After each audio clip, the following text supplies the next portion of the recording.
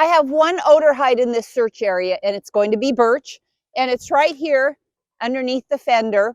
And let's go ahead and see how Maverick searches for this odor, and pay attention to her posture, pay attention to her energy level so that you can see when she notices that there's odor in the area. Maverick's wearing a collar that she only wears when we do nose work. So once she's wearing this collar, she knows what her job is. We have on a 10-foot leash so that I'm close enough to control her if she gets off task, yet I'm not so close that my body position impacts her. So let's have her go ahead and search for the odor. Ready? Find it. I'm keeping my distance. She obviously knows it's near the tire. Good girly. So what she did, she doesn't have an obvious alert. What she does when she finds the odor is looks at me, and I was far enough away that she came to me to look to me. So good girl, you can show me better? Yes, it's right there. So normally she pokes at it. Now this wasn't a really strong alert, and I probably would have told her she was a good girl in a trial, but I would not have given her a food reward. I would have asked her to show me again, but I would at least acknowledge that she was working, because when she looks at me, I know she's on odor. It's just I wouldn't have known exactly where that odor was because she was searching the entire tire. And then she finally settled in here where she was poking. So that's absolutely correct. Okay, so now I'm going to show you what I have seen as a judge, the most common mistakes people make when they're handling their novice dog, and they're also novice handlers. Okay, probably the most common mistake people make is they pull their dog off the odor like I just did, because some trainer told them, pull on the leash. If your dog's on odor, they'll stick to it. Well, no, this is a novice dog. And so she's not going to stick to it, especially at a trial. I don't care if your dog will put up with you pulling on the leash at home. I don't care if your dog will put up with you pulling on the leash in class. This is a trial. If they're novice, they haven't been to that many trials. It's a different environment. They don't have confidence. You don't know where the odor is, so you don't have confidence. All of that information is traveling down the leash. You just pulled your dog off odor, and you just said to your dog, that's not what we're doing today. Good girly. So I pulled her off odor, but I need to reinforce, yes, we are looking for that. So I'm going to give her the treat for this. So in novice, especially in novice, do not pull on that leash if your dog isn't that confident. If you just spent 2 minutes searching and you have like 2.5 minutes to search, your dog doesn't have a lot of confidence if it took that long to find one odor. So now if you're pulling on that leash on a dog with no confidence, you just pulled your dog away from odor. They're not going to go back there at all again today. Another common mistake I see, especially among the novice dogs, is when the dog is searching, the handler is constantly moving. Some trainer told them that if you stand still, you're communicating to your dog where the odor is. But what am I doing? I'm distracting her. I'm pulling her off. Look at how she's not sticking to it. She goes, well, if you're not paying attention to me, I'm not going to stick with this. And this is literally how much pacing I see in a trial.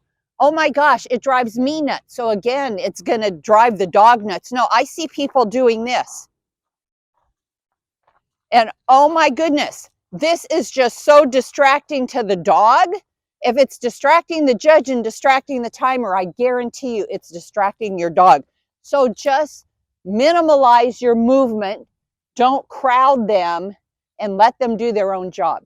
Okay, another common mistake I see, and Maverick probably won't do this here to show you, but handlers will let the dog investigate, spend time, and sniff at something where they know beyond a shadow of a doubt there's no odor, and they're allowing them to do it. And I have so many handlers say, well, my trainer told me that I need to work through it. or even if the trainer didn't tell them that, the handler says, I'm letting my dog work through this. Your dog isn't working through this. Your dog is not working at all. Your dog is sniffing bird poop. You let your dog step outside the search area and your dog is sniffing a bush that another dog lifted their leg on. That doesn't have anything to do with the search area. How is your dog working through anything? What they are is they're off task. So just don't let them do that. You don't have to correct them.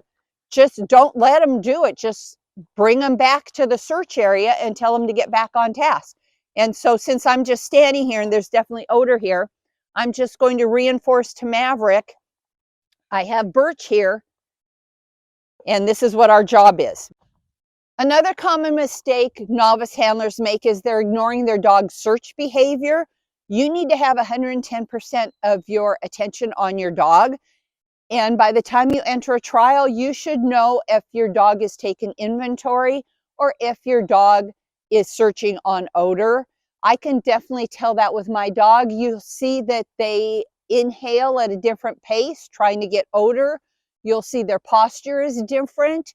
I had one dog that when she was on odor, her tail was going a mile a minute. Yet if she was taking inventory and smelling bird poop or picking up crumbs from the dog that searched ahead of her, she didn't have any of that behavior. She was definitely doing something on her own. So watch that. Definitely when you're training, you should know where that odor is and watch for your dog's behavior, their intensity, their energy level, their posture, everything when you're searching. So now in a trial, you know the difference between search behavior and non-search behavior. Another common mistake I see at the novice level especially is people are more concerned about where they're going and where they want their dog to search instead of where their dog wants to search. So your dog has the nose. Your dog already knows where the odor is. They may not know that's what their job is, but that nose is so strong, your dog knows where the odor is. And what I see is people will enter a search area and the dog immediately starts sniffing something. Instead, the handler is looking around. It's like, where should we start? And they're obviously not saying that out loud, but they're looking around and they're totally ignoring their dog searching. And the dog may stop and search and they go, oh, let's go over here. And they especially do that in buried or container. The handler wants to go methodical, container 1, 2, 3, 4, 5. But the dog already knows there's nothing here. The dog wants to take you across the room and sniff at number 15. And you're saying, no, we need to search over here. So what did you just communicate to your dog? You said, we're not searching for that. We're more interested in these empty containers. So go with your dog's nose, pay attention to your dog.